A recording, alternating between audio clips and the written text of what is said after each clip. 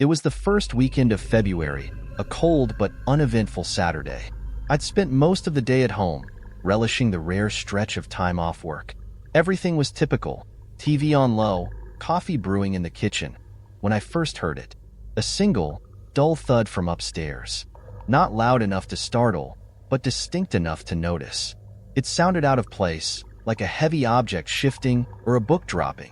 The kind of sound you can't quite place, but feel compelled to check out. Curious, I set my mug down and headed upstairs. I walked the length of the hall, glancing into the rooms as I passed. The spare bedroom was completely empty, just a bare mattress and some folded boxes I hadn't bothered moving. I checked my bedroom, the small office, even the bathroom. Nothing seemed amiss. Shrugging it off, I chalked it up to the house settling, or maybe something shifting in one of the closets. I went back downstairs and forgot about it. The rest of the day passed quietly, and by nightfall, I was tucked into the corner of my couch, drowsy and relaxed. The TV murmured in the background as my eyes grew heavy. Then, it happened again. The same thud, identical in tone and weight. It came from above, as if something had moved or fallen in the same place as before. I snapped out of my haze and stood up, more alert this time. I climbed the stairs again, peering into each room more carefully. When I reached the spare bedroom, I hesitated for just a moment before pushing open the door. Nothing. The room was as sparse and undisturbed as ever. I stood there for a while, just listening, trying to catch any other noise. Another thump, the faint scrape of something sliding. But the house was silent. Maybe it was an animal on the roof, I thought. A stray raccoon or some other nocturnal critter. Or maybe the house, old and stubborn, was just letting out a groan. Comforted by that mundane possibility, I returned to the couch. I left the lights on that night, telling myself it was just so I wouldn't trip on my way to bed. The next morning started as usual. I shuffled into the kitchen to brew some coffee, grabbed a plate from the cabinet, and began preparing breakfast. The sun was just peeking through the blinds, filling the kitchen with a muted, chilly light. As I moved around, though, something felt off. A creeping, subtle wrongness hung in the air. I couldn't put my finger on it at first. Then, as I reached for the cereal, I noticed the boxes were arranged differently. I'd swear they were stacked in a neat line the night before, but now they were shuffled out of order. The chips, too. Didn't I leave the bag at the back of the pantry, not at the front? I stared at the shelves, trying to recall exactly how I'd left them. It was such a small thing, but the feeling that something had been moved gnawed at me. Still, I tried to brush it off. Maybe I had shifted them myself without thinking, or maybe I was just tired and reading too much into it. I convinced myself it was nothing and went about my day. By the time the afternoon rolled around, I'd almost forgotten the strange thuds and the disordered pantry. The hours passed. I caught up on chores, folded some laundry, and settled back into my usual routine.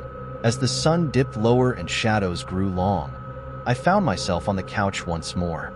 The house was warm, the kitchen light still glowing faintly, and I let myself relax into the stillness of the evening. That's when I heard it again. Another thud, almost like a footstep, and then, unmistakably, the faint click of a lock. I froze. My pulse quickened as I turned my head toward the stairs. That wasn't a house noise. That was deliberate. Slowly, I crept toward the staircase, heart pounding in my chest. I strained my ears, listening for any sign of movement. The house was eerily quiet now. Even the wind outside seemed to have died down. I climbed the stairs cautiously, gripping the railing, each creak of the steps making my breath catch. At the top, I stood still for a moment, staring down the hallway. My bedroom door was open as I'd left it. The bathroom door was closed, same as before. But then my gaze fell on the spare bedroom door. It was closed, too, but I didn't leave it that way. I stepped closer. My fingers brushed the handle, and I twisted it. It stopped halfway, locked from the inside. A cold, heavy dread settled in my stomach. My ears strained, and then I heard it, movement. A faint, deliberate shuffling, like someone stepping carefully behind the door. Panic surged through me. I backed away, my legs trembling as I tried to think. What should I do? Confront them? Try to force the door open? The sound of the lock clicking again snapped me out of my frozen state. Without another thought, I turned and fled down the stairs. As I reached the front door, I heard the spare bedroom door creak open behind me. I didn't look back. I didn't want to see who or what was there. I ran out into the street, pulling out my phone to call 911. The police arrived quickly, but when they searched the house, they found no one. No sign of a break-in, no obvious points of entry. But in the spare bedroom closet, they found evidence: grocery bags, a blanket, and some wrappers, proof that someone had been living there. For how long, I can't say. Maybe it was only 2 days, maybe longer. But the thought of someone moving around my house, silently stepping through my home while I slept or relaxed downstairs, still chills me to my core. I never spent another night there. I packed up my things and moved out as soon as I could. To this day, I can't shake the question. How long had they been there, and what were they waiting for? It was a freezing cold night. One of those evenings when the snow piles up so quickly you start to wonder if the world outside will be buried by morning.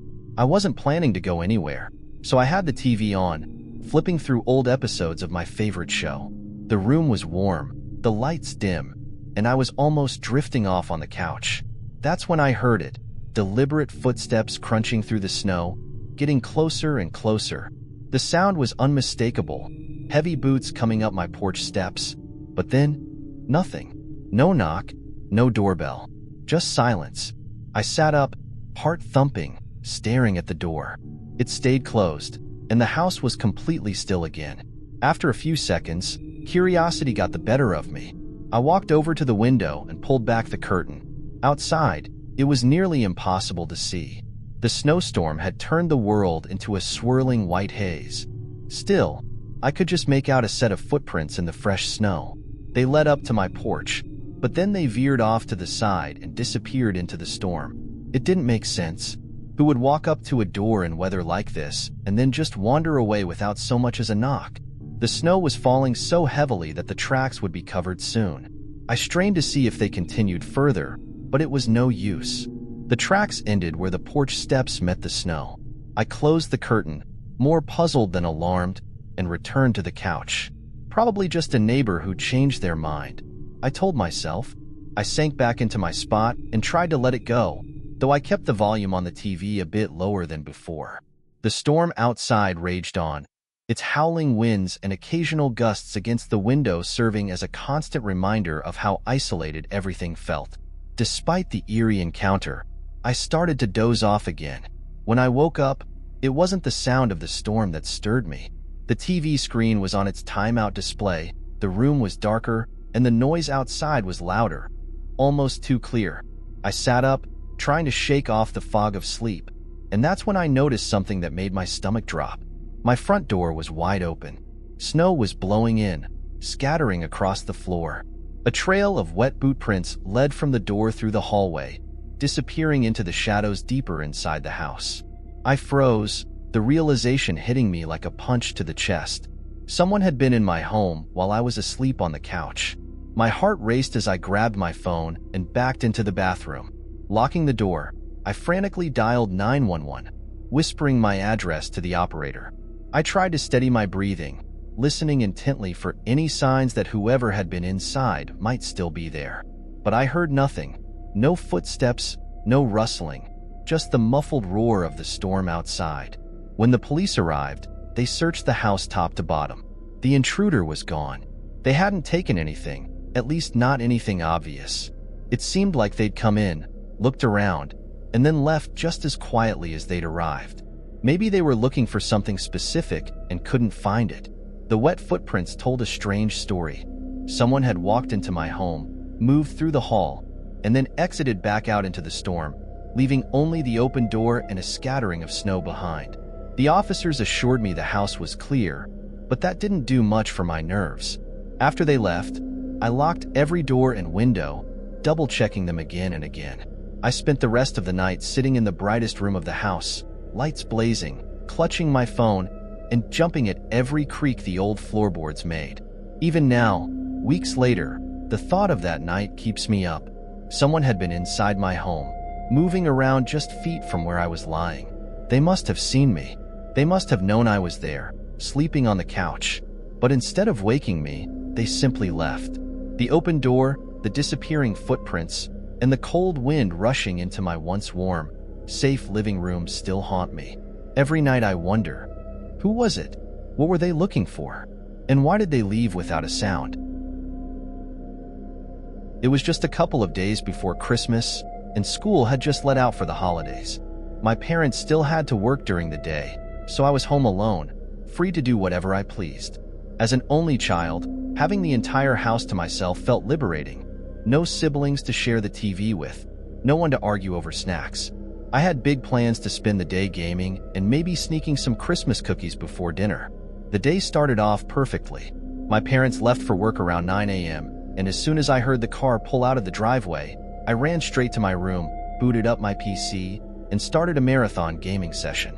I was completely engrossed in the game, so much so that I barely noticed the faint knocking at the front door about 15 minutes later. At first, I thought maybe it was a package being delivered or a neighbor stopping by, but my parents had always told me not to answer the door when I was home alone. I decided to ignore it. I paused the game for a moment, took off my headset, and listened. The knocking stopped. I waited a minute, then another. Still nothing. Figuring they'd given up and left, I put my headset back on and kept playing. The hours seemed to blur together. One match turned into three turned into 5. Before I knew it, the clock was nearing lunchtime, and I realized I hadn't eaten anything since breakfast. When I finally peeled myself away from the screen, I headed downstairs to make something quick. I settled on a bowl of cereal, thinking it would only take a few minutes so I could get right back to my game. But as I walked through the living room and toward the kitchen, something odd caught my attention. The front door was unlocked. My parents always locked it before leaving for work, and I distinctly remembered hearing the deadbolt click that morning when they left. I hadn't opened it all day, so how could it be unlocked now? A chill ran down my spine. Maybe I just hadn't noticed it earlier. I reached out, turned the lock, and slid the bolt into place. Feeling slightly uneasy but trying not to freak myself out, I returned to my room with my cereal and sat back down at my desk. A few spoonfuls in, I shook off the strange feeling and jumped back into my game. But now I was on edge. Every time the screen went dark between matches, I'd glance over my shoulder at the door, half expecting to see something, or someone, standing there. I told myself I was being paranoid, that the door had probably just been unlocked by mistake. After all, it wasn't like anything had happened. Around 1:30, as I was starting yet another round of the game, something strange happened. My desk shook. It wasn't a full-on jolt, just a slight vibration, like when someone walks heavily down the hall or shuts a door a little too hard. But it was enough to make me pause the game. I slipped my headset off and sat in silence. My bedroom door was closed, and I couldn't hear anything on the other side. My first thought was that maybe it was the heating system kicking on. It had been known to make the occasional bang or thud as the ducts expanded. I tried to convince myself it was just the house settling, even though I knew it had never felt like that before. I got up, walked over to the bedroom door, and opened it just a crack. The hallway was empty. I stood there, listening. Nothing. I stepped out and walked down the hall toward the stairs. As I reached the top step, I froze. At the bottom of the staircase, I saw a shadow shift ever so slightly. It wasn't just a trick of the light. Someone was there. I was sure of it. My heart started pounding in my chest. For a moment, I just stood there, unsure of what to do. Then the shadow moved again, this time slowly retreating out of sight. I didn't know what to think. Was this some kind of prank? A friend playing a joke? But no one knew I was home alone, and my parents certainly wouldn't have let someone into the house. The footsteps, quiet, deliberate, echoed in the hallway downstairs. I felt my stomach twist into a knot. Slowly, I backed away from the stairs and returned to my room, locking the door behind me. I grabbed the phone on my desk, dialed 911, and whispered my situation to the operator, my voice trembling. The police arrived quickly, just a few minutes later. By the time they entered the house, it was empty. They found no one inside, no signs of forced entry. The only thing out of place was a single glass of water sitting on the kitchen counter. I hadn't poured it. The officers speculated that maybe someone had slipped in while the door was unlocked and hid until they had the chance to slip out again. But they had no explanation for why someone would linger in a house with nothing stolen, no damage done. To this day, I don't know who that shadow belonged to. I don't know how long they were in my house or what their intentions were. All I know is that the thought of someone silently watching me from the shadows, listening, waiting, still makes it impossible to feel completely safe in my own home. What would you do if you discovered someone had been hiding in your house? How would you regain your sense of security? I worked at a gas station for 2 years, starting in 2015. It was just an ordinary job, but during that first winter, something happened that I still can't forget. Among the night shift regulars was a trucker named Paul. He was the kind of customer you couldn't miss. Tall, with a friendly laugh that seemed out of place in the dead of night, and a smile so big it felt almost forced. I never thought much about him at first. He'd come in, grab a drink or a snack, chat for a moment, and then head back to his truck. It was just routine. But one night, Paul's behavior changed. He came in later than usual, around 3 a.m., and instead of his usual cheerful demeanor, he looked different. His face was pale and drawn, his movements slow. When he greeted me, there was no laugh, no joke, just a tired nod. He wandered through the aisles aimlessly before finally picking up an energy drink and heading to the counter. As I rang him up, I noticed his hands were trembling slightly. When I asked if he was feeling okay, he just shrugged, his eyes darting to the windows before he gave me a weak smile and left without another word. The next night, I saw his truck pull into the lot again. Snow was falling lightly, blanketing the ground in a cold, quiet stillness. When Paul walked in, he looked worse than before. His smile was gone entirely. He didn't bother wandering the aisles this time. Instead, he grabbed the first drink on the shelf and came straight to the counter. As I rang him up, he asked, "Is it busy tonight?" I shook my head. "No, not really." "When's your shift over?" he asked, his voice flat. "Not for a while," I said cautiously, unsure of where this was going. He nodded, then hesitated before asking, "Could you help me lift something in my truck? Just a minute of your time." I hesitated. Paul had always seemed a little odd, but he'd never struck me as dangerous. After all, I'd seen him here dozens of times. I figured it wouldn't hurt to help him out. "Sure," I said, grabbing my jacket. Together, we stepped out into the freezing night air. The parking lot was empty except for Paul's truck, which was parked on the far side. It was a large box truck, the kind with a cargo section behind the seats. The snow crunched underfoot as we walked toward it. When we reached the truck, Paul climbed into the driver's seat and unlocked the passenger door, motioning for me to get in. "It's just behind that door," he said, pointing to the narrow cargo door inside the cab. "I'll be right behind you." Something about his tone made my stomach knot. I climbed into the passenger seat but hesitated before opening the cargo door. That's when I noticed the smell. It was faint at first, but as I sat there, it became stronger, a sharp, unpleasant odor that I couldn't place. My hands froze on the door handle as my mind raced. What was I about to walk into? "Just open it," Paul urged, his smile wide but his eyes tense. "It's right in there." I turned to look at him. That same forced smile was plastered on his face, but now it felt more like a mask than an expression. My instincts screamed at me to leave. My heart was pounding, and I couldn't ignore the sense of dread creeping up my spine. I forgot something inside," I stammered, quickly climbing out of the truck. I didn't look back as I bolted toward the gas station. As I neared the door, I thought I heard Paul yell something, a frustrated, guttural shout that was quickly swallowed by the icy wind. By the time I turned back, his truck was already pulling out of the lot, its tires crunching over the snow. I worked at that gas station for another year, and Paul never came back. Not once. I don't know what was behind that cargo door, and I don't want to know. The memory of his tense smile and that strange, awful smell still haunts me. I consider myself lucky that I trusted my gut and got out of there when I did. But sometimes I wonder, what if I hadn't listened to my instincts? What would I have found behind that door? What do you think Paul wanted? Could he have been in some kind of trouble? Or was there something more sinister going on? What would you have done in my shoes? I was halfway through a road trip across the country, headed to my family's house for Christmas. Normally, I wouldn't have tried to drive like this in winter, but I couldn't find anyone to watch my dog, Frankie.